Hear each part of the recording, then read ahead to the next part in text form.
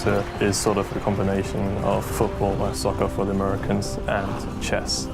This is probably how I would try to explain Dota to someone who's not familiar with it. At least that's what I did to my parents. Dota is a game of momentum. You as 5 players try and battle against the other 5 players' momentum. Every single player controls one unit, and the main objective of the game is to destroy the final enemy building, which is called the Ancient.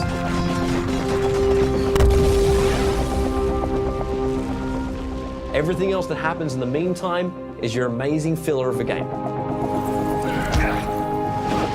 You could play 100 heroes in conjunction with 99 other heroes.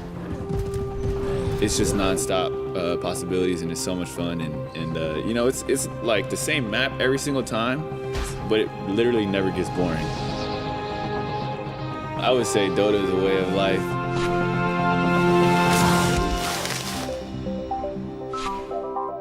When the prizes started coming, I was like, oh, well, we have like tournaments, so obviously some people is gonna come and say like, well, this is a great game, let's play it, like, let's put money in it. And it started progressing each year. Those at the top level, they just do like lots of calculations in their head. Something like a beautiful mind, where you see like all kinds of things, and using all this information, make your next move. I see it in a lot of ways similar to basketball. Just like a 5-on-5 game where you kind of have to work together and utilize each other's strengths and synergizing everything together. The teamwork and the trust and the sacrifice, those are all true for every single team sport. Dota is a game that unites everybody. It doesn't matter what country you're from, what race you are. It's kind of like a bond that is shared. And when you're part of this tight-knit group of people, it's like having a second family. That's something you never let go. Everyone's searching for something. Fulfillment, fame, satisfaction. It gives you the ability to become someone else. Someone who is powerful, who can take down 5 opponents, express their creativity, break the rules without actually getting arrested. All of these reasons are in there somewhere. The player himself might not even know. He might not even understand it himself. But it's there. Over in Asia, professional gamers are treated like rock stars. It's a viable career opportunity. They actually live in gamer houses, so it's set up to be a thing all year long. I think their approach to practice is that it's like a day job. The fan base is immense. It probably is as big as the whole Western audience together, or even more than that. So now you really have to play good. You really have to try hard. It's first place, it's go big or go home. The big teams get big money, but the 9th to 16th place are nothing, and their salaries are not worth considering. While in sports, you have a salary that you can live off. With pro gaming, I think that's one of the toughest parts is living game to game. It's like living paycheck to paycheck. Like, I have to win. If I don't win, I don't get paid. That's a tough living for anybody. It doesn't matter what you're doing. When your child wants to become a professional gamer, you don't have any history to look back on, like other sports. I don't know anybody who's made a living at gaming.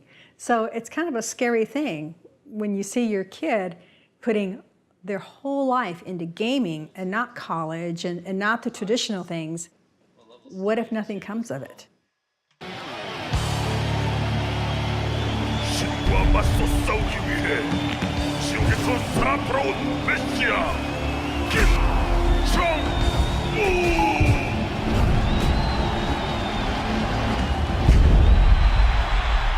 Over in Asia, they take gaming so much more seriously.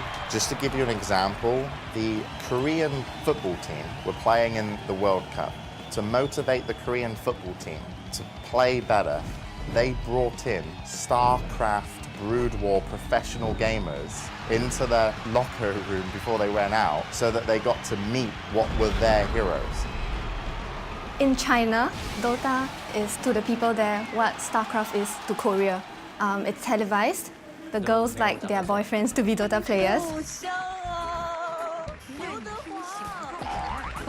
After a game, when they're walking around, you can see fans running up to them, asking them to sign on their shirts. It's like a real sport.